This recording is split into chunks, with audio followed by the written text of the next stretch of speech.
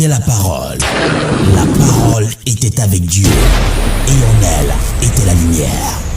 La lumière est arrivée sur les ondes. Lumière sur les ondes, votre programme d'information et de décryptage de l'actualité nationale et internationale à la lumière de la parole de Dieu. Musique, talk show, agenda et Bible Games. Lumière sur les ondes, une heure d'analyse des problèmes sociopolitiques, religieux, culturels et économiques par l'éclairage des Saintes Écritures. Tous les vendredis 18h30, 19h30, retrouvez Franck Stéphane Levoix et Charlie Bacody sur les ondes de Radio Bonne Nouvelle 99.6 FM. Lumière sur les ondes. Le Christ s'invite au débat radiophonique. To give you everything we are. Jésus, viens. Nous avons besoin de toi. Alléluia. Jésus, viens. Jésus, viens.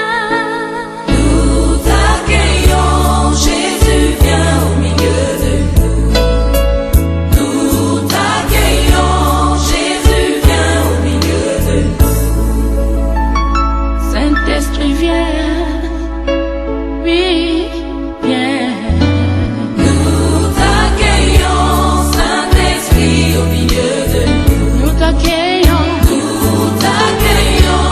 Saint-Esprit au milieu de Viens, conduis-nous. nous. Nous t'accueillons. Saint-Esprit au En milieu de toi, nous ne pouvons rien faire. T'accueillons, Saint-Esprit au milieu de nous. Fais descendre ta puissance parmi nous. Comme une biche soupire après des courants d'eau, ainsi mon âme soupire après toi. Oh Dieu, mon âme a soif de toi. Mesdames et messieurs, bonsoir. Si défini comme étant un fluide corporel constitué de globules rouges, de cellules immunitaires, et en parlant de cellules immunitaires, nous faisons allusion cette fois-ci aux globules blancs, bien entendu constitué aussi de plaquettes sanguines qui baignent dans le plasma sanguin et qui servent à l'oxygénation du corps humain. Le sang, sur le plan biblique, renvoie plutôt à l'élément qui donne la vie à la chair. Avec les progrès scientifiques et techniques, la médecine a énormément évolué dans le temps. C'est au XVIIe siècle que pour la première fois, on parle de transfusion sanguine. Pour la première fois, c'était au XVIIe siècle qu'a eu lieu la première transfusion sanguine, et de fil à aiguille, cette pratique, cette solution, ou alors tout simplement ce mode est devenu très très prisé dans le domaine médical, bien que malheureusement non admis dans certaines communautés chrétiennes et courants religieux. Mesdames et messieurs, lumière sur les ondes d'édition de ce 30 septembre 2016, c'est pratiquement la dernière édition de ce mois de septembre 2016, mais au devant de la scène et au feu des projecteurs, le thème transfusion sanguine, les enjeux spirituels. Quels sont les enjeux spirituels qui interviennent dans la transfusion sanguine? On peut parler également de l'impact d'une transfusion sanguine, impact positif, impact négatif. Quels sont les enjeux spirituels? Restez à l'écoute de cette émission avec nos panélistes. Nous allons bien entendu débattre sur ce thème fort important qui semble même à diviser l'opinion publique. Mesdames et messieurs, nous allons ouvrir bien entendu cette émission de Lumière sur les ondes 18h30, 19h30. Nous rappelons qu'à la réalisation, nous avons bien entendu Christine Maya, et à la mise en onde de cette émission, Tonton Théo. Lui, il s'appelle Guy-Michel Kinguet et il chante Maniaka.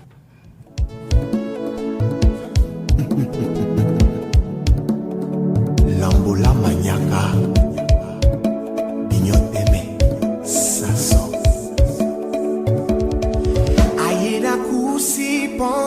Lambola maniaka longela me. Ayena kusi ponde lambola maniaka longela me. Na kusi ponde longe ndolo munyenge mwaloba longela. Na kusi ponde longe ndolo munyenge mwaloba longela. Binyo wana ni munenge wana ni obsabe.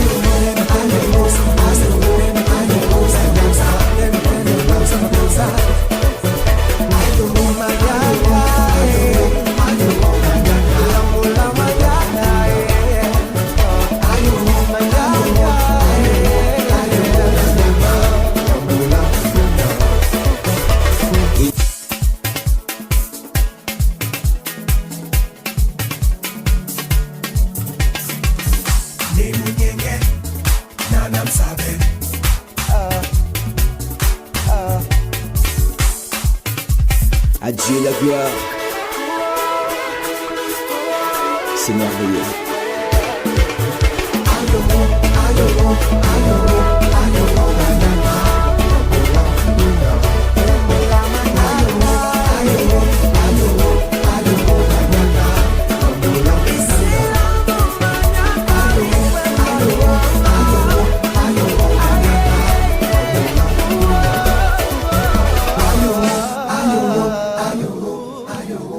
Retour dans ce studio de la 99.6, c'est la fréquence du corps du Christ, Radio Bonne Nouvelle. Mesdames et messieurs, si vous prenez l'écoute à présent, vous écoutez l'émission Lumière sur les ondes. Nous avons commencé, ça fait pratiquement 5 minutes et jusqu'à 18h à 19h30, nous allons nous entretenir sur ce thème ô combien important. Nous parlons de la transfusion sanguine. La transfusion sanguine, quels sont les enjeux spirituels? Et pour en parler dans ce studio, nous avons l'honneur d'accueillir, de recevoir le pasteur Kamté, lui qui est de l'église, le modérateur principal de l'église de Nkolmitak.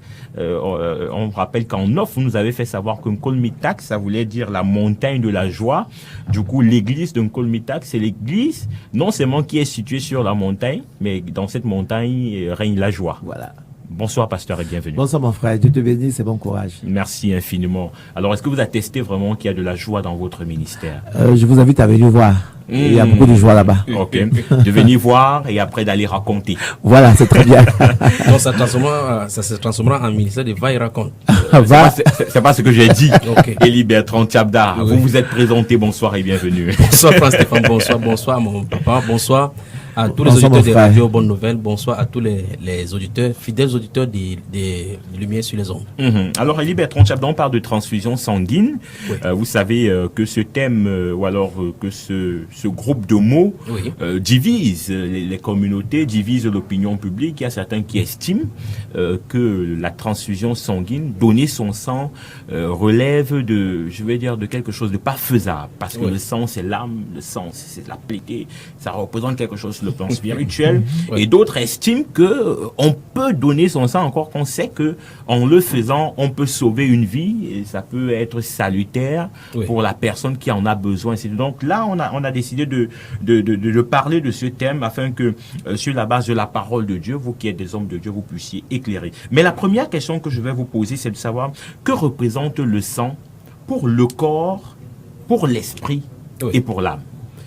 Bon, posé de cette façon-là, il serait difficile de lier le sang, l'esprit et l'âme. Parce qu'en fait, la Bible définit l'âme comme étant dans le sang. À un moment donné, la Bible dit que la vie de tout être est dans le sang. Le sang, c'est une partie du corps, c'est une constitution du corps que le Seigneur, le Créateur, lui-même a mis. Et il a donné des injonctions par rapport à cela, comme nous allons développer dans l'émission.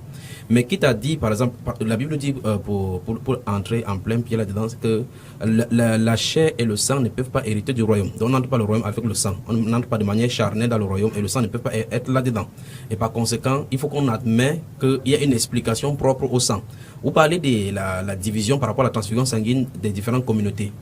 Pour la petite gouverne, les chrétiens ne sont pas divisés là-dessus. C'est en communauté maintenant que ça se pose. Si les témoins de Jéhovah, puisqu'il s'agit d'eux, s'ils n'avaient pas été là, s'ils n'avaient pas été suscités au 19e siècle, on n'en serait pas là en train de parler aujourd'hui. Mais comme le Seigneur Jésus a prévu que les siècles, ce serait le siècle des discutements et des disputes, on aura à voir toutes les choses de la Bible vont être mises sur la scène pour pouvoir discuter là-dessus. Donc on aurait souhaité que peut-être les témoins de Jéhovah qui sont en ligne ou bien qui sont à l'écoute maintenant en direct puissent pas appeler pour défendre leur point de vue, parce qu'en fait on peut connaître image de maison en maison en distribuant leur documentation et il faut qu'on rappelle également aux gens que c'est la seule communauté parmi la chrétienté qui soutient cette position-là qu'on ne doit pas faire la transfusion sanguine en donnant certaines argumentations que nous allons essayer d'éclaircir ce soir. Alors si je comprends bien, vous êtes pour la transfusion sanguine, vous pouvez venir en aide à quelqu'un en donnant votre sang qui est, je vais dire, quelqu'un qui a le même groupe sanguin que vous le ferez? Absolument, parce qu'en réalité, il est question de sauver quelqu'un. Et il n'y a absolument pas de commandement dans la Bible qui interdit de donner le sang ou bien de faire la transfusion sanguine. Alors pasteur Kamté, vous partagez cet avis, qu'est-ce que vous pensez de la question de la transfusion sanguine? L'avez-vous déjà fait? Est-ce que c'est normal? Est-ce qu'on doit le faire? Est-ce que cette communauté qu'il a citée, notamment celle des témoins de Jéhovah, est-ce qu'ils n'ont pas raison de dire que le sang, c'est quelque chose de personnel, ainsi de suite? Oui, je voulais dire que je regrette du fait qu'on n'a pas pu inviter un témoin de Jéhovah. Ils ont été invités, il faut peut-être que je le dise. Voilà, il faut le dire il parce faut le que, dire parce que il faut le après, dire. on va certainement nous taxer des personnes qui ne sont pas assez professionnelles sur le plan journalistique. Nous avons invité plus d'un, je vais peut-être pas citer le nom pour ne pas enfoncer le clou de la personne qui a été invitée, mais la personne nous a fait savoir qu'elle ne pouvait pas se présenter pour faire un débat sur cette question. Donc nous l'avons fait. Ben c'est malheureux parce que Frère Chabra et moi nous avons la même position et on va avoir un débat unilatéral. Bon, je crois que ça va contribuer aussi à édifier, parce que ça peut pas être malheureux. Et il faudrait peut-être que même ayant les mêmes positions, qu'on édifie ceux qui nous écoutent sur la question, je vais dire, de transfusion sanguine. Parce que moi, bien que n'ayant pas eu un témoin de Jéhovah ici présent, j'en ai discuté. Je vais peut-être vous conforter, à vous confronter autant pour moi à leurs arguments, pour voir comment vous allez réagir. Ça nous permettra de discuter. Justement, ça nous permettra de discuter. Voilà. Donc je disais que je suis d'accord avec mon frère que à ma connaissance il y a que les témoins de Jéhovah qui s'opposent au fait que quelqu'un puisse donner son sang pour sauver une vie. Nous avons lu, lecteur de la Bible, nous savons que on dit le sang c'est la vie. Quand Caïn a tué Abel, le Seigneur dit que la voix de son sang crie jusqu'à moi. Mais il a su bien dire que quand on va plus loin, eh bien, la Bible dit que la chair et le sang ne peuvent hériter le royaume. Donc, en réalité, c'est quoi le sang? Le sang, c'est pas ce liquide chimique que nous voyons. Le sang, bon, sans être un médecin, mais on nous a dit que le sang, c'est composé plus de 60 ou 50% de l'eau. Bien sûr. Ce liquide rouge, ce liquide chimique-là, c'est ça qu'on appelle le sang. Mais en réalité, le sang, c'est la vie qui se trouve dans le sang. Dans la vie qui n'est pas rouge, c'est peut-être pas liquide. Donc, quand on parle du sang, quand on dit par exemple que le sang du Seigneur Jésus qui nous a purifié, ou nous purifie tout péché. Quand on a tué Jésus ce jour-là, je ne sais pas ce qu'on a recueilli 1 litre de son sang. Et même si on avait recueilli 1 litre de son sang, et qu'on devrait chaque fois, quand on a péché, prendre une goutte de sang chimique et poser son front pour être pardonné, alors je ne sais pas combien de personnes devaient pour être pardonnées par ce sang. Ce sang a séché le même jour. On continue de parler 2000 ans plus tard, plus de 2000 ans plus tard, le sang du Seigneur nous purifie tout péché. Donc, en réalité, on ne parle pas de sang chimique, mais on parle de la vie qui était dans le sang. Ok, voilà, et effectivement, une argumentation que moi, durant mon entretien avec cette communauté, avec les personnes qui représentent cette communauté, vous avez si bien dit qu'il y a une vie qui est accroché au sang. Alors, aujourd'hui, je donne mon sang. Je donne mon sang. Là, je me place un peu en défenseur de cette cause. Je vais dire fort de l'entretien que j'ai eu avec eux. Je donne mon sang à un frère bien-aimé, à une sœur, parce que elle a, par exemple, une insuffisance, ou il a une insuffisance sur le plan, peut-être des globules rouges. Des globules, je n'en sais pas trop grand-chose, c'est pas médecin. Mais je viens lui donner mon sang. Est-ce que je ne lui donne pas un peu de ma vie? Est-ce que, sur le plan spirituel, il n'y a pas un transfert de quelque chose? Voilà. C'est ici donc où les témoins de Jéhovah ont fait fausse, comme ils ont fait fausse sur beaucoup d'autres doctrines. J'aurais souhaité vraiment avoir les ténors là. Bon, puisqu'on connaît les doctrines, il faut qu'on regarde là où ils ont fait naufrage. Lorsque vous lisez la Bible depuis le début, depuis Genèse, parce qu'ils ont par exemple 4 ou 5 passages de la Bible, Genèse chapitre 9, verset 3 et 4, Lévitique chapitre 17, verset 4, verset 10, Actes des Apôtres chapitre 15, 25 et 30 qui citent pouvoir aider leurs propos. Mais, et Deutéronome chapitre 12 aussi, où Dieu parle de sang. Vous aurez remarqué que le sang est mentionné plus de 386 fois dans la Bible, dans l'entière Bible. Et à chaque fois quand Dieu va instituer à l'être humain de ne pas toucher du sang, ou bien de goûter, ou bien de manger, il est question de la mort du sujet dont le sang va être utilisé. C'est ça, c'est le dénouement. C'est ici dont la doctrine de Jéhovah s'écroule. Il n'est nulle part fait état du fait qu'on va toucher du sang. Remarquez, il faut que ça soit clair pour qu'on puisse bien se comprendre. Il est question du transfert de vie. C'était vie pour vie. Par exemple, le pasteur citait tout à l'heure le cas du sang d'Abel qui a été versé. On dit son sang crie parce que Adam, la vie d'Abel a quitté. Or, lorsque quelqu'un est malade, lorsque vous donnez une partie de votre sang, comme il a dit que quand le Seigneur Jésus est mort à la croix, même si on avait 1 litre, ça ne suffirait pas aujourd'hui. Mais remarquez très bien que c'est le principe de transfert de vie d'une âme à une autre qui est utilisé dans la Bible. Par exemple, dans ce livre de Lévitique, chapitre 19, chapitre 17, verset 10, la Bible déclare que ce sera vie pour vie. Je demanderai même l'âme d'un animal, d'un homme à un animal, parce que l'animal aura tué l'homme. Vous voyez cela? Il dit que je demanderai l'âme d'un homme à son frère. Ça veut dire que quoi? Il faut que cet homme-ci ait tué son frère. Ce sera 100%. Ça veut dire que vous versez du sang, vous allez verser du sang. Donc il n'y a pas de transfert de vie, mon cher ami témoin de Jéhovah qui nous écoute maintenant. Il n'y a pas de transfert de vie. Sinon, quand vous allez vous blesser, votre sang touche le caillou à votre sang. À votre vie. Oui. Donc il n'y a pas de vie. La vie n'est pas disséquée en morceaux, de morceau en morceau. C'est toute ta vie. La vie doit quitter ton corps. C'est pour ça que ce principe de transfert avait été donné dans le Nouveau Testament sur l'Ancienne Alliance, où les gens qui avaient péché devaient venir avec le bouc sacrificiel, déposer le sacrificateur devait mettre la main sur la tête du bouc. On devait quitter pour que l'innocence du bouc vienne sur le coupable et la culpabilité. Le bouc. Ok. Alors, Élie, si je vous ai bien compris, ça veut dire qu'on ne peut pas avoir un transfert de vie tant que la personne qui possède ou alors la personne qui possède la vie n'est pas encore décédée, n'est pas encore morte. On ne peut pas dire. Mais quand même, pasteur Kamté, on a vu des personnes qui ont fait des pactes de sang de leur vivant. Voilà. Ça veut dire que la personne n'est pas encore morte, mais par le sang, tisse ou alors lie une certaine alliance sur le plan spirituel. Comment donc comprendre ça alors que la personne est encore en vie? Non, moi je suis d'accord avec vous. Vous savez, quelquefois même les pactes ne sont pas faits seulement avec le sang. Oui. Il est fait avec le vœu, il est fait avec une poignée de main, il est fait avec une signature, il est fait avec la parole. Donc on parle, on fait pacte avec le diable, on lui dit parce que comme dit la Bible par rapport au mariage, même quand un homme dit à une femme je vais t'épouser, et elle dit oui moi aussi, vous êtes mariés devant Dieu. C'est la parole donnée. Ce n'est pas le fait, ils n'ont pas encore consommé le mariage, mais ils sont mariés parce qu'ils ont fait le pacte. Ils ont signé, ils ont dit ces choses-là. Donc, moi je dis... Ce que vous dites est important parce que ça c'est juste pour faire une parenthèse. Le nombre de garçons qui ont dit au nombre de filles je vais t'épouser à chaque fois. C'est l'ignorance. On peut comprendre combien de fois on pourrait être marié. Quand je le dis, Christine Mayari, à l'autre côté de la baie vitrée, on peut comprendre combien de fois on est marié sur le plan spirituel. Et beaucoup de chrétiens sont là-dedans. C'était pas le débat, mais ça m'a quand même... Oui, ça vous traverse. Et puis c'est nécessaire. Peut-être qu'un jour, il faudrait organiser un débat dessus. Pourquoi on enseigne nos frères là-dessus. Quand un garçon, qu'on fait attention, parce que quand un garçon dit à une fille, je veux t'épouser, et qu'elle dit moi aussi, vous êtes mariés devant Dieu. C'est terrible. Parce que le pasteur ne marie pas. Amen. Il n'unit pas le mariage. Amen. Le pasteur bénit le mariage. Le maire n'unit pas le mariage. Il célèbre le mariage. Mais l'union entre deux personnes, c'est Dieu lui-même par le vœu qu'on serait échangé l'un vis-à-vis de l'autre. Amen. Ça, c'est parfait. Donc maintenant, pour ceux qui sont ignorants, je comprends, ils sont ignorants, mais il faut les instruire. Mais c'est un frère, avec toutes les écritures, avec toute la connaissance biblique, fait ça. En toute connaissance de cause, il est lié devant Dieu. S'il se marie après avec quelqu'un, alors il est polygame.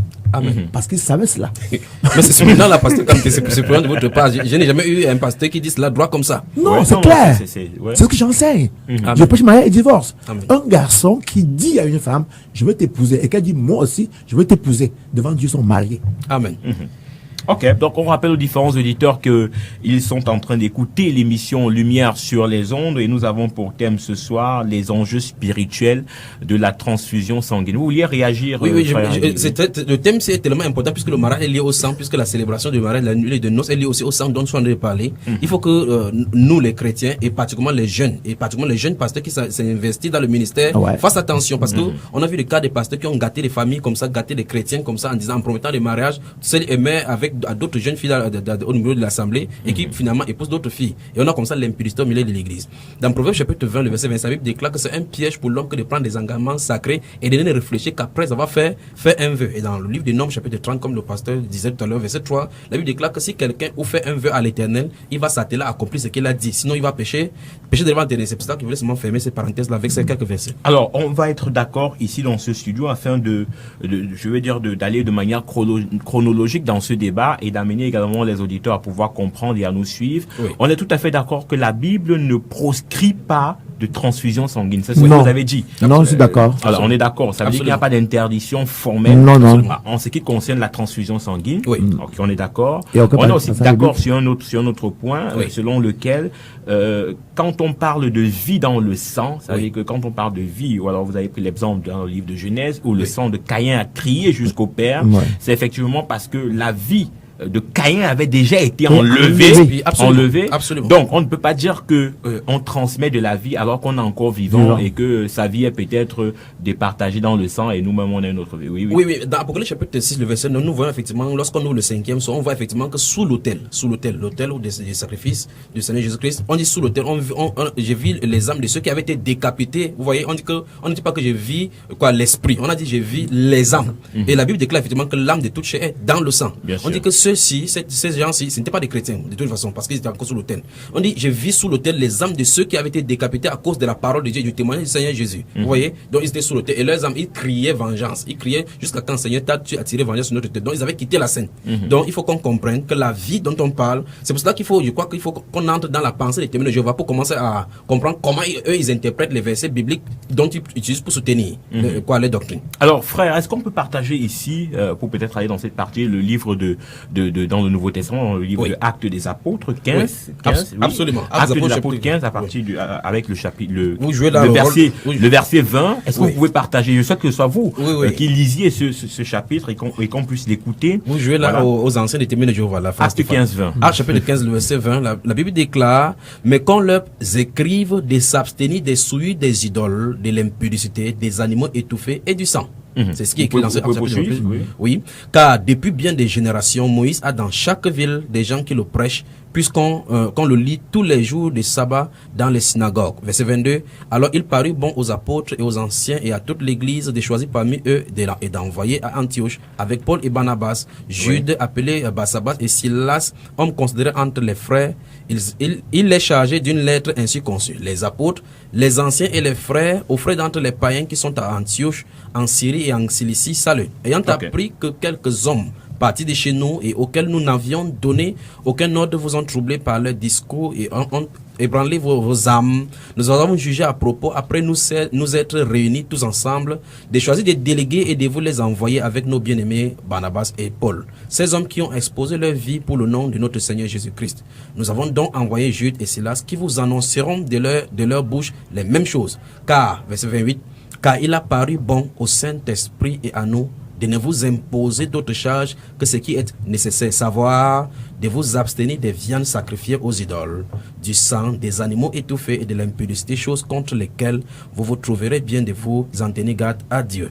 Alors, ça c'est un verset. Je voulais compléter avec ce verset. Bien sûr, allez-y, pasteur. Ok, nous sommes dans le chapitre 14 de Romains, en lisant le verset 2 et 3. Tel croit pouvoir manger de tout. Tel autre qui est faible ne mange que des légumes. Que celui qui mange ne méprise point celui qui ne mange pas, et que celui qui ne mange pas ne juge pas celui qui mange, car Dieu l'a accueilli. Voyez, il y en a qui pensent qu'il faut manger, d'autres pensent qu'il ne faut pas manger. Et si on va plus loin, dans 1 Corinthiens 8, c'est encore plus clair là-bas. Oui. Permettez que je lise. Allez-y. Oui, 1 Corinthiens chapitre 8, j'y suis, verset 8. Ce n'est pas un aliment qui nous rapproche de Dieu. Si nous en mangeons, nous n'avons rien de plus. Si nous n'en mangeons pas, nous n'avons rien de moins. Alors, je crois que ça cloue également un autre débat. Oui, bien sûr. Si on se comprend bien sur les viandes souillées. Oui, souillées, parce que quand on parle de la viande, de machin, et même qui a été égorgée, qui n'a pas été étouffée. Il y en a qui mangent du sang. Il y en a qui que le sang, qui est fait bouillir, qui fait frit et qui mange. Et là, ça pose un problème à la terminologie biblique. C'est pour ça que c'est amusant avec les témoins de Jéhovah. Donc, il y a une des premières choses que nous avons vues et dont nous évoluons ce soir. Il est question de vie pour vie. Ça veut dire que pour qu'on puisse parler de consommation de sang, il va falloir qu'une vie quitte, puisque la personne qui a ce sang-là doit devoir quitter la scène. Or, le cas de la transfusion sanguine, il est question de prélever une portion, quelques millilitres de sang sur un individu pour pouvoir transvaser après des études médicinales. Parce qu'il faut confirmer que les médecins également ne prennent pas de sang pour pouvoir le transvaser, parce qu'il y a le cas de contagion qui puisse avoir lieu. Il y a l'analyse qu'il fait au laboratoire pour tester les différents tests. Mais ce qui veut dire c'est que la Bible n'a pas parlé nulle part de boire du sang, il a parlé de manger. Or, on ne mange pas un liquide. Donc il faut qu'on comprenne qu'on parle de la viande ici qui n'est pas bien cuite. Alors il n'est pas bien cuite, ça veut dire que c'est ça, il y avait chez les païens. C'est pour ça que cette lettre sera écrite chez les païens. Parce que les Juifs, eux, ils connaissaient cela parce que dans la loi leur avait été donnée. Nous voyons par exemple dans Actes chapitre 10, l'apôtre Pierre qui est chez Simon le Croyeur, qui est sur le toit, et puis la vision lui est donnée que tu ces choses-ci et mange. Il dit, je n'ai jamais mangé rien d'impur. Vous voyez effectivement. Donc ce sont des choses qui étaient typifiées dans la Bible pour signifier l'alliance entre les païens et les Juifs. Mais Dieu leur interdisait déjà, puisque cette chose-ci est donnée dans le Nouveau Testament. Ça veut dire que la même loi subsiste et dans l'Ancien Testament et dans le Nouveau Testament. Donc il est question de ne pas, ce n'est pas des questions de boire du sang, parce que les témoins de Jéhovah, l'un de leurs arguments, c'est que on peut consommer également. Quand les gens sont alités, on leur donne de la nourriture, pas la transfusion, pas le vin, pas les vins. Forcément, ils consomment. Ils consomment. Or, la Bible n'a pas dit consommer, la Bible parle de manger. Manger, ça veut dire lever les lèvres et mâcher, frère. On mâche pas le liquide, on mange quelque chose qui est liquide, qui est solide. Donc le sang n'est pas solide, le sang est liquide. Donc on boit, s'il faut parler comme ça, on buvrait du sang. Quand le sang passe dans les veines, on ne mange pas, on consomme. Et Dieu n'a pas dit qu'on ne consomme pas, qu'on mange pas. C'est donc dans la Bible, il est question de ne pas manger de la viande qui est sacrifiée aux idoles, les viandes qui sont étouffées, les viandes avec qu'on appelle aujourd'hui dans les restaurants les viandes saignantes. C'est-à-dire qu'il faut qu'on fasse cuire la viande totalement pour pouvoir évacuer la vie. C'est ça. Alors, orientons un peu notre débat pour davantage comprendre. C'est vrai qu'au fur et à mesure qu'on évolue, la lumière est faite sur certains points concernant la transfusion sanguine. Allons maintenant dans ce que nous appelons communément les banques de sang. Oui. Dans les hôpitaux, dans les centres hospitaliers, dans les formations sanitaires, ainsi de suite, on voit il y a des banques de sang. Oui. Et il me souvient que des analyses, alors des journalistes ont souvent creusé la question de ces banques de sang. On a souvent dit qu'il manque tel groupe sanguin, telle poche de sang, ainsi de suite. Du moins, il y a quelque chose qui est assez flou quand même dans la gestion de ces banques de sang. Oui. Il en ressort de ces différentes analyses que il pourrait avoir un commerce, des poches de sang qui sont vendues à des personnes qui sont initiées pour une pratique principale, ainsi de suite, à des fins exotériques et autres. Alors, est-ce que ça ne pose pas là un problème du genre, moi, je donne mon sang, et vous savez que quand vous donnez votre sang, quand on recueille votre sang, on ne part forcément pas l'injecter à votre frère. Non. Ça va d'abord au laboratoire. C'est une compensation. Voilà, justement, on sait qu'il y a une poche qui va forcément aller pour lui, qui n'est même pas la vôtre. Oui. Et puis, donc, à ce moment, mon sang qui se retrouve en train d'être dealé pour des fins que moi je ne maîtrise pas. Moi, je suis allé pour faire de la bonne volonté, c'est-à-dire que de la charité, s'il faut le dire ainsi, pour aider quelqu'un. Est-ce que ça ne cause pas un problème? Est-ce que c'est pas là aussi un frein pour certains frères qui nous écoutent aujourd'hui? Non, je peux pas aller donner mon sang parce que vraiment on dit là-bas que après ton sang va se retrouver, on va faire le trafic. Ça, c'est la question qui est posée. Franck Stéphane, je pose la question. Puisque tout à l'heure... Vous répondez à ma question, mais vous posez une question. Non, mais je me pose des questions. Je vais répondre en répondant à votre question. Oui. Tout à l'heure, le pasteur a dit qu'on ne fait pas l'alliance seulement avec du sang. On le fait avec les salives, avec les lèvres, avec la signature, parole. avec la parole. Et même dans l'ignorance, on peut faire des alliances sans s'en rendre compte. Oui. Et beaucoup d'entre nous avons contracté des alliances dans la famille. Pour ceux qui sont de l'Ouest, par exemple, quand nous étions petits, on nous amenait chez les marabouts, sur les crânes, et on faisait l'alliance avec ces divinités-là. Mais lorsqu'on est en Christ véritablement, j'ai bien, quand on est en Christ véritablement, la Bible est claire que toutes choses sont passées et toutes les choses anciennes sont passées, toutes choses sont parce que nous sommes quittés des ténèbres à l'admirable lumière de Christ Jésus. Mais je vais dire ceci. Si cette personne dit, je vais pas aller donner du sang parce qu'il y a les banques de sang, on pourrait faire quelque chose. Et je me pose la question si cette personne ne se coiffe pas. Parce que lorsqu'on se coiffe, vous ne rentrez pas avec vos cheveux. Et maintenant, que faire? Est-ce que vous savez si oui ou non celui qui coiffe là est un sataniste? Qu'est-ce qui fait des cheveux qui sont banqués là-bas où on n'est pas sous contrôle? Avec quelque chose de votre élément, on peut faire n'importe quoi de vous. Vous savez, il y a des gens qui font des représentations synthétiques d'une personnalité.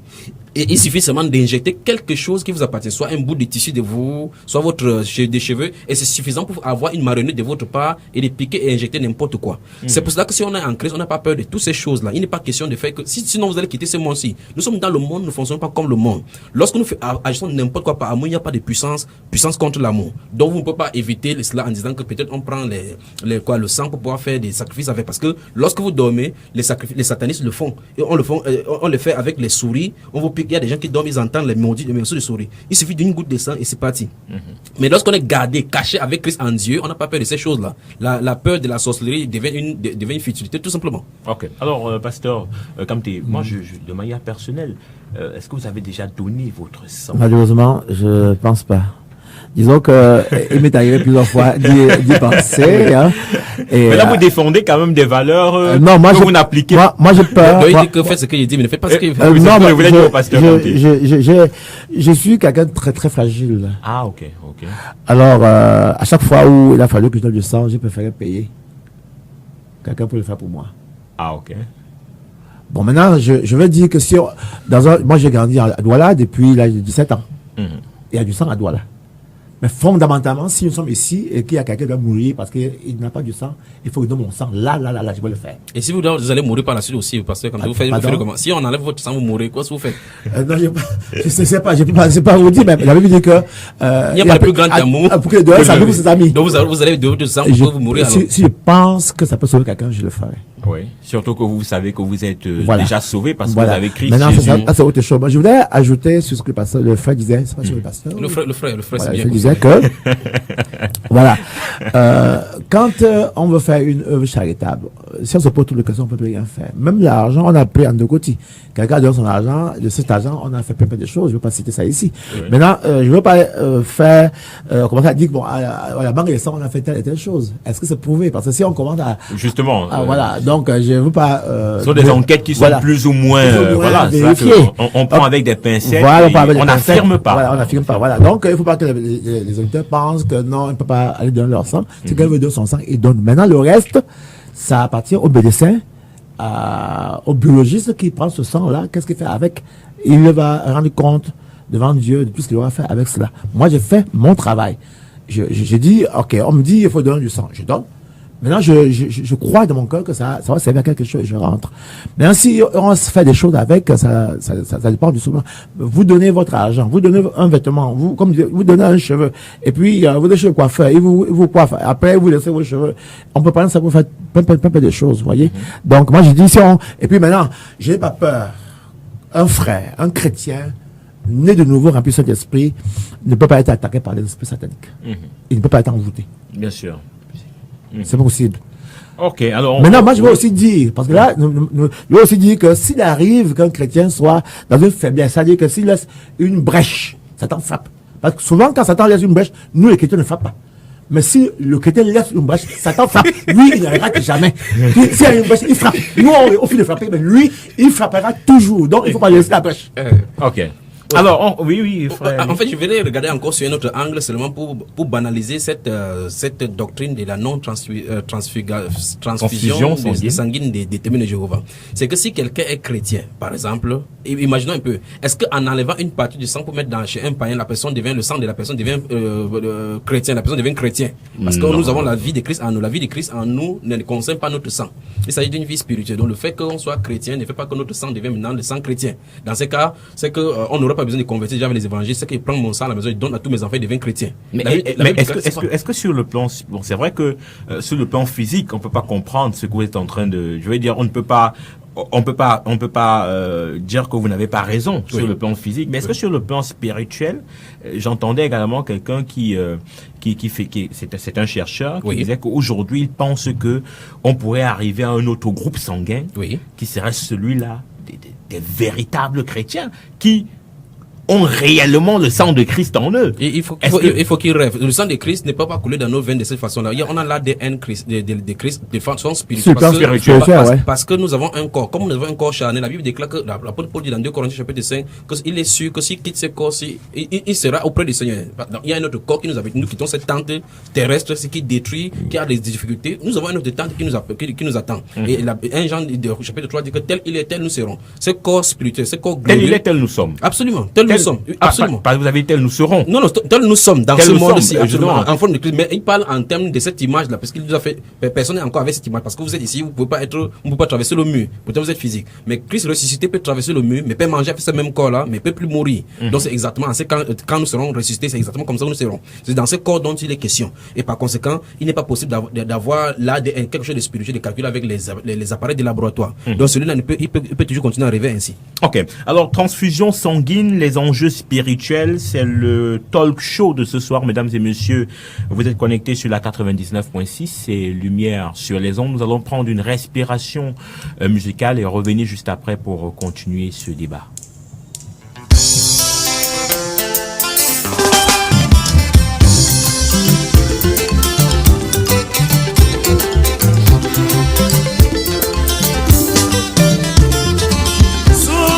Souviens-toi de moi, Jésus. Souviens-toi de moi. Souviens-toi de moi maintenant. Souviens-toi de moi. Quand tu appelleras tes élus. Souviens-toi de moi. Quand ils traverseront ce fleuve de la mort. Souviens-toi de moi. Oh, entends mon humble cri sauveur.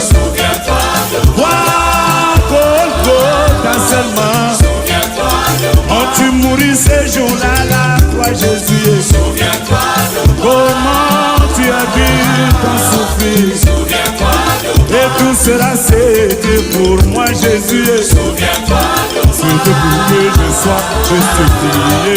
Souviens-toi de moi. C'était pour que je sois sanctifié. Souviens-toi de moi. C'était pour que je sois rempli de l'esprit. Souviens-toi de moi. C'était pour ma perfection. Souviens-toi de moi. Oh Jésus, souviens-toi de moi. Souviens-toi de moi.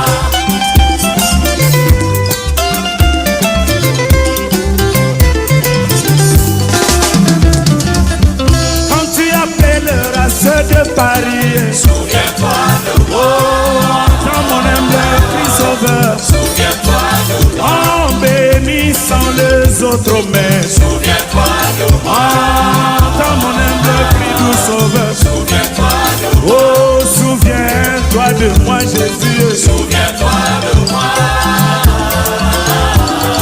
Souviens-toi de moi.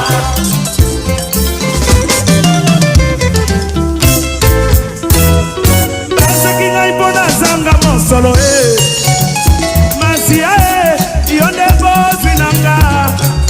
Oh Masia yonde bozi nanga. Akanda zangi bile yo yonde bozi nanga. Zangi mituka yonde bozi nanga. Oh Masia yonde bozi nanga. Masia yonde bozi nanga. Oh Masia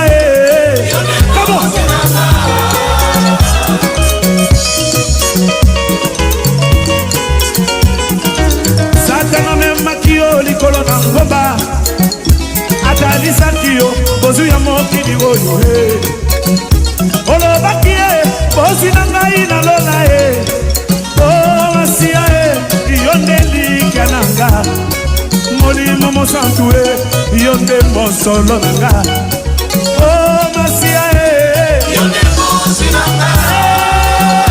Masiya yo nde mosi na nga.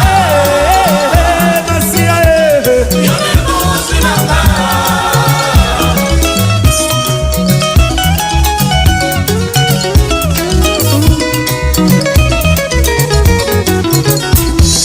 baboyiseli ngai libala ye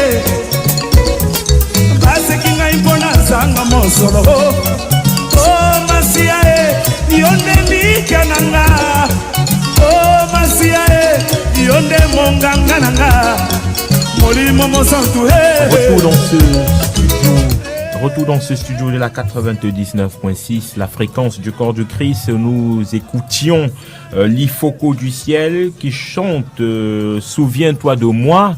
Et une qui se souvient de nous, c'est Grace Tchabda, fidèle auditrice de Lumière sur les ondes, ce programme de débat et de décryptage des faits sociaux à la lumière des Saintes Écritures. Nous parlons, mesdames et messieurs, de la transfusion sanguine, des enjeux spirituels, des enjeux qui peuvent impacter la transfusion sanguine, le transfert de sang d'un corps A vers un corps B, et avec les auditeurs et les panélistes dans ce studio, notamment les panélistes qui s'accordent à dire qu'il n'y a pas un impact sur le plan spirituel, sur le plan physique. Oui, on peut avoir le transfert d'un sang infecté vers un autre corps, il y a forcément un impact. Absolument. Mais sur les versets bibliques que vous avez présentés ici, il n'est pas question, je veux dire, d'un impact sur le plan spirituel. Alors, les auditeurs peuvent également participer à l'émission en appelant au 243 07 56 32, le 243 07 56 32. Si vous avez un avis contraire, n'hésitez pas à nous appeler,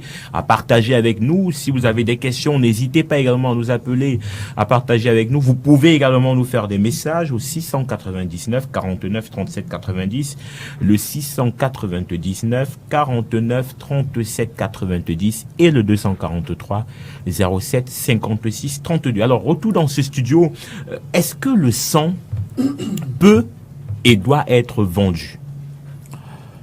Je ne saurais répondre. Le sang, tout dépend. Parce que si on prélève le sang, qu'on dépense de l'argent pour le traiter, pour le garder, le conserver, Et si on devrait donner quelque chose pour pouvoir soutenir tout ce qui a été fait en amont, je ne serais pas contre. Maintenant, quand quelqu'un vient à l'hôpital donner son sang et demande de l'argent en échange, là encore, je ne sais pas. C'est que quelqu'un estime que s'il va donner son sang, il va falloir qu'il aille boire des vitamines pour récupérer et qu'il faille qu'on lui donne quelque chose comme compensation au lieu de laisser une vie périr. Je n'hésiterai pas. Maintenant, je ne sais vraiment pas s'il faut acheter, vendre ou pas vendre. Alors, je vais poser la question parce qu'on dit que le sang, c'est la vie. Alors, est-ce qu'on devrait, sur ce contexte, est-ce qu'on devrait vendre la vie encore que nous-mêmes, on n'a rien payé pour l'avoir? Mais non, peut-être le pasteur relève là des faits qui sont moins négligeables, qui ne sont pas négligeables, je veux dire, parce que lorsqu'on vous prend du sang, il faut bien récupérer. Si la personne veut bien récupérer, est-ce que je crois que dans les grands hôpitaux qui se respectent, les moyens sont mis en place pour la récupération prompte de la personne. Et il faut également signaler à ceux qui ne se connaissent pas spécialisés en médecine, mais médicalement, il est prouvé que lorsqu'on donne de la transfusion sanguine, lorsqu'on donne de son sang, le processus de renouvellement des cellules s'active automatiquement et c'est même profitable pour celui qui donne ce sang-là, pour qu'il puisse désoxygéner le sang. Mais il faut également signaler que dans des pays en voie de développement, les pays du tiers-monde, comme peut citer le cas de l'Inde, ils sont dans une extrême pauvreté au point où les gens vendent non seulement leur sang, mais même des organes vitaux tels que les reins. Il y a des gens particulièrement qui vivent avec un rein qui ont vendu et c'est pour cela que il y a eu à un moment donné dans ce phénomène de kidnapping qui a eu qui a pris une très grande longueur sur le plan et on a décrié cela sur le plan international parce que beaucoup d'enfants étaient kidnappés pour des organes vitaux tels que le cœur, les poumons, ainsi de suite, pour pouvoir faire la transplantation de quelqu'un qui serait riche quelque part, qui nécessiterait tout simplement cela. Voilà pourquoi on a lancé ces différentes campagnes pour pouvoir avoir les différents groupes sanguins de différentes personnalités afin de détecter ceux qui peuvent être là pour pallier aux différentes vies de ces personnalités-là. Mais il faut également signaler que si quelqu'un donne de son sang à prix d'argent en vendant consciemment, il peut être en effet l'alliance là derrière parce qu'il utilise ce que Dieu lui donne de façon naturelle pour vendre pour de l'argent. On devrait donner seulement par amour pour sauver une autre personne. Effectivement. Alors donc on va prendre cet auditeur qui veut participer à l'émission. Allô, bonsoir. Bonsoir. Comment je vous appelle, monsieur? Oui, je m'appelle Ekeke Paul. Pardon? Ekeke Paul. Alors, Ekeke Paul, vous pouvez vous éloigner de votre poste récepteur, s'il vous plaît? Ok. Alors, on vous écoute. Vous êtes en direct, vous pouvez participer. Oui. Je voulais tout simplement dire que c'est possible de transférer peut-être la transfusion sanguine. Oui. Pourquoi? Parce que ça peut aider quelqu'un qui est en difficulté. Oui. Et qui est dans la détresse. C'est-à-dire que s'il a besoin de sang pour pouvoir vivre, ce serait bien pour que il puisse avoir la possibilité de pouvoir, à son sang qu'il a déjà, un sang neuf. Oui. Voilà, et entre autres aussi, je pense que quelque part, ce serait bien que chacun ait la possibilité de pouvoir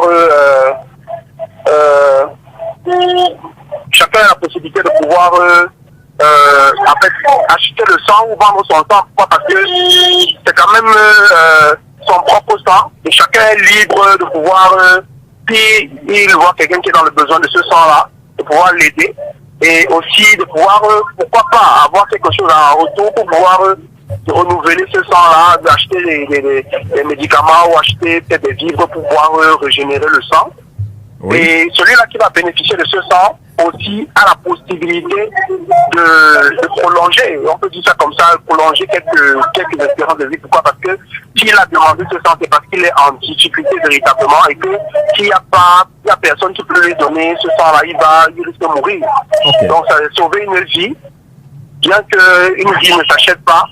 Quand même, pour pouvoir dédommager la personne qui a fait ce geste, il faut faire également un autre geste pour le récompenser. Allez, merci infiniment pour votre brillante intervention. Restez à l'écoute de l'émission, frère. Ok, merci. Ok.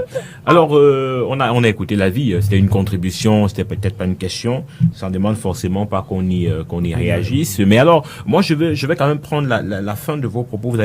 Vous nous avez ouvert une brèche en parlant d'implants. Aujourd'hui, on parle d'implants. Oui. On transplante les organes. Ouais. Alors, pasteur Kanté, est-ce que si on prend le cœur de quelqu'un aujourd'hui, par exemple, je sais que ça se fait, la science le fait. Ouais. Des personnes qui sont décédées et qui ont dit, moi, je voudrais, avant de mourir, que mon corps soit utilisé à des fins scientifiques, par exemple.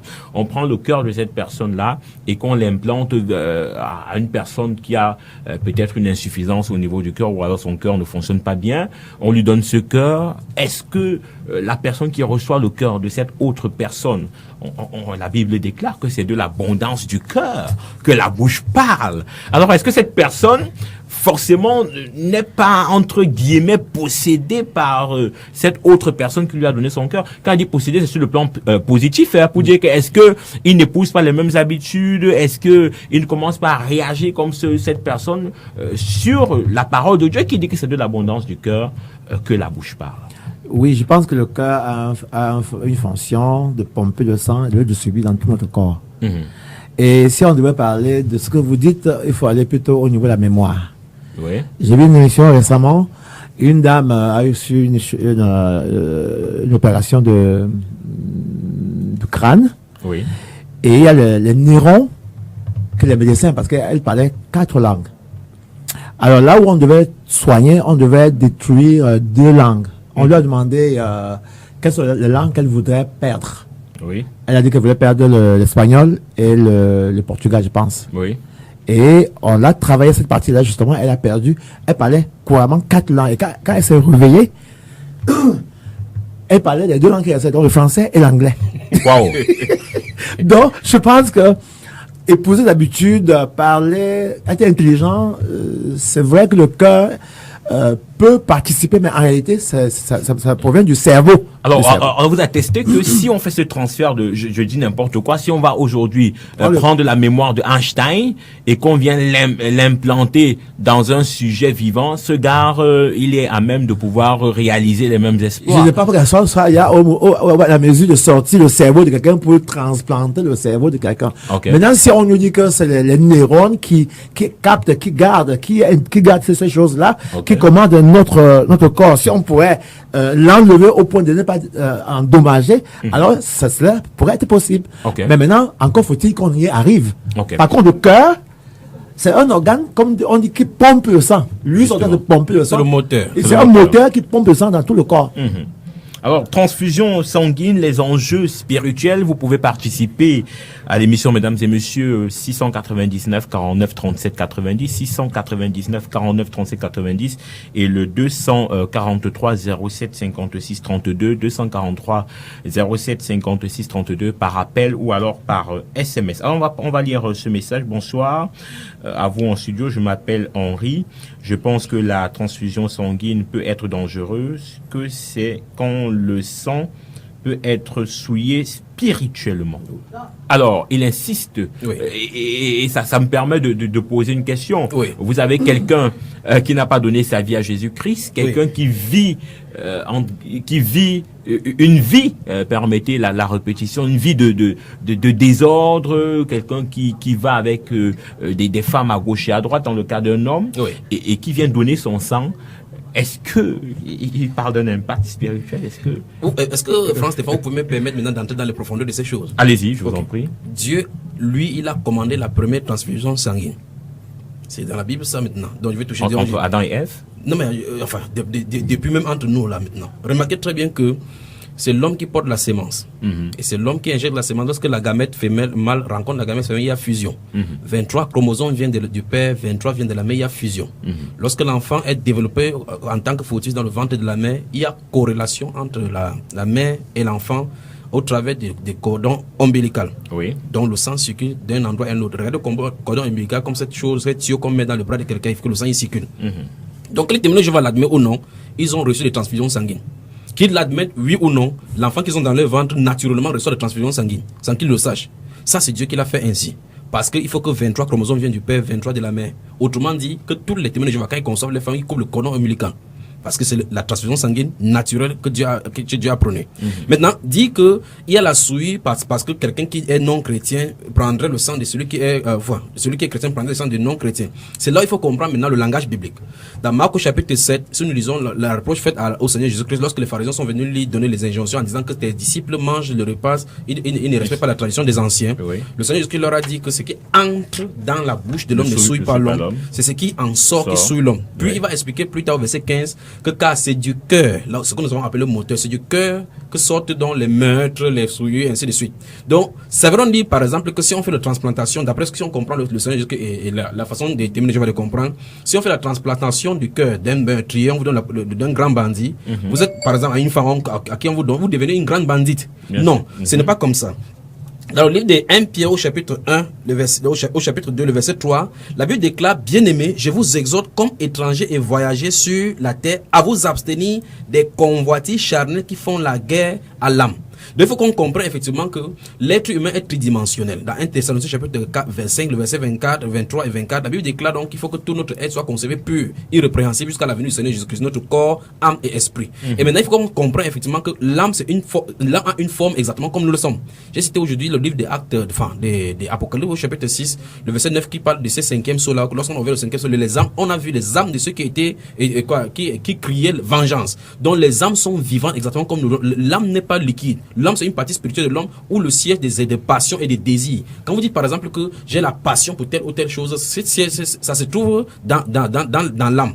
Or, une fois de plus, il faut qu'on comprenne que il faut que l'âme de cette personne se quitte un corps pour être quelque part. Et une âme ne quittera pas un corps pour habiter un corps. Parce que la Bible déclare que lorsque il y a cessation de vie, les âmes doivent retourner soit au ciel, soit du côté du Seigneur Jésus-Christ si on était chrétien, soit au séjour des morts si on n'est pas chrétien. Le corps se repose dans la poussière et puis l'esprit retourne à Dieu. Et par conséquent, la façon dont vous allez vous comporter ici, la façon si vous avez été sanctifié, votre âme a été sanctifiée, oui ou non, déterminera votre départ futuriste, soit au Seigneur Jésus-Christ, soit du côté de l'enfer. Et par conséquent, ce n'est pas le sang qui circule, puisque cette âme-là va là-bas sans le sang. C'est une enveloppe pour cette âme-là.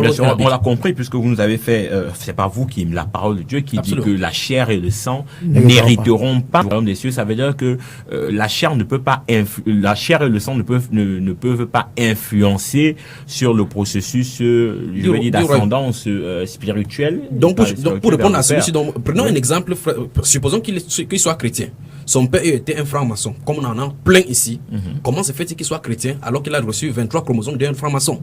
Donc il a 23 francs-maçons, 23 chromosomes de franc-maçon dans ce gène.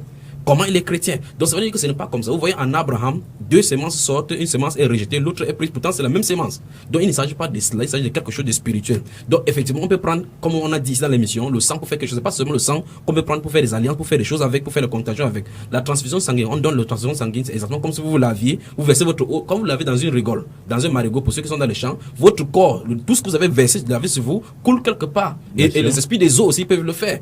Lorsque vous buvez l'eau de la Seigneur à la maison, vous lavez, ces eaux là sont versées quelque part. Et avant encore, on peut faire n'importe quoi avec. Lorsque les châteaux d'eau sont mis quelque part, les satanistes peuvent faire n'importe quoi, faire n'importe quelle incantation là-bas, vous buvez à la maison. Donc forcément, il faut qu'on fasse attention. Alors, pasteur Kamté, ça me permet quand même de réagir sur quelque chose qui m'arrive là immédiatement. On pourrait comprendre par là que sur le plan divin, selon la vision de Dieu, il n'y a pas de problème à donner son sang. Mais maintenant, de l'autre côté de la barrière, selon la vision de l'autre, ça peut être utilisé à d'autres fins. Ça y est que sur le plan spirituel, puisqu'on a dit ici, on a démontré que avec les cheveux, avec l'ongle, avec la salive, avec n'importe quoi, on pouvait faire des pactes, on pouvait transformer selon que Lucifer établit son plan. Alors, on voit quand même que quelque part, ça crée quand même une certaine peur. Je suis d'accord avec vous. Des personnes qui ne sont pas éclairées. Et c'est peut-être pour cela qu'on a permis que ce débat puisse se faire. Les personnes qui ne sont pas éclairées, les personnes qui ne sont pas en Jésus-Christ peuvent avoir une certaine peur parce qu'elles estiment que de l'autre côté, on peut récupérer ces choses pour bloquer des personnes, les livrer à des choses que je voudrais peut-être pas citer ici. Oui, moi je suis d'accord avec vous. Vous savez, il y en a qui, on a appris qu'il y en a qui boivent du sang, c'est-à-dire voilà. Que du sang chimique, du sang frais. Du sang frais. Il y en a qui boivent. Maintenant, moi je dis, ceux qui sont éclairés n'ont pas à avoir peur. Oui. Voilà. Maintenant, ceux qui ne sont pas éclairés, il faut qu'ils courent à l'église, que chacun se convertisse et qu'ils donnent son cœur au Seigneur Jésus, parce que de toute façon, qu'ils aient peur, qu'ils n'ont pas peur, ils sont dans son cas. Voilà, d'accord. Alors, il faut que ces gens se repentent. Vous savez, il y a des choses, quand on dit aux gens d'aller à l'église, ils ne veulent pas y aller. Et pourtant, ils remplissent les boîtes de nuit. Ils ne veulent pas aller à l'église, et puis ils commencent à avoir peur. Quand ils vont à les boîtes de nuit, est-ce qu'ils connaissent combien de fées ils embrassent les boîtes de nuit, dansent avec les fées dans les boîtes de nuit. Quand on leur dit venez à l'église, ils ne veulent pas y aller. Et maintenant, ils commencent à penser que dans son sens, ça va devenir. Ils vont fuir, ils vont nous retrouver, on les attend à l'église. Amen. Et j'aimerais ajouter une chose, il faut qu'on comprenne.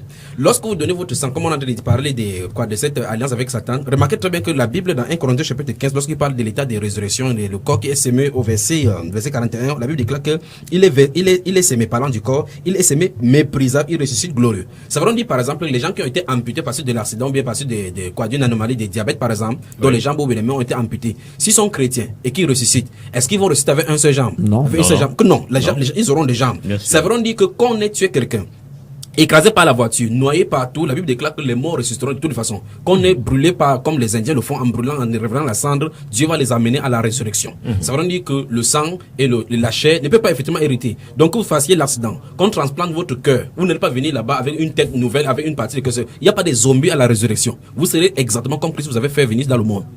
Alors, on va lire également cet autre message. Soyez bénis, frères, pour ce merveilleux thème. Le message n'est malheureusement pas signé. Amen, frère qui nous écoute. On te proclame également la parole de Dieu, que tu sois également béni au nom de Jésus-Christ. Amen. Alors, on a quand même ça c'est peut-être pour le dernier tour de table dans ce studio. On a Christ qui meurt et la Bible dit que c'est par ces meurtrissures que nous sommes guéris. Et pour revenir à tout ce qui a été dit ici aujourd'hui, on voit quand même que il a fallu que Christ meure pour que son sang nous justifie. Absolument. Et c'est ce qu'on était en train de dire, c'est même tout ce qu'on a dit durant toute l'émission, pour dire que quelqu'un de vivant ne peut pas donner la vie à travers son sang. Tant qu'il est vivant. Son sang, pendant qu'il est vivant. Donc, on comprend que toutes ces pensées, toutes ces religions, toutes ces théories qui sont montées autour de la non-transfusion sanguine sont erronées sur le plan biblique. C'est l'occasion donc de lancer une sonnette d'alarme à tous ces gens-là, les adeptes, les témoins de Jéhovah, qui nous écoutent maintenant et qui ont été endoctrinés comme ça, qu'on ne doit pas suivre les doctrines humaines établies, on doit suivre la parole du Seigneur.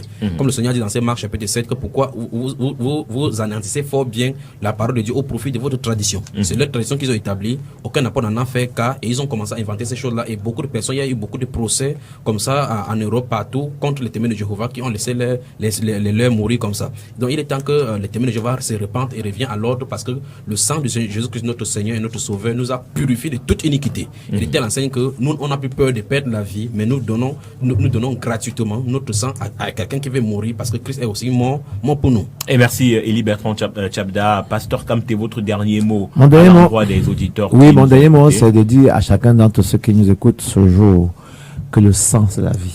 Oui. Le sang, c'est la parole de Dieu. Le sang frais, la chair fraîche, c'est la parole de Dieu. C'est le message, c'est la Bible que nous prêchons.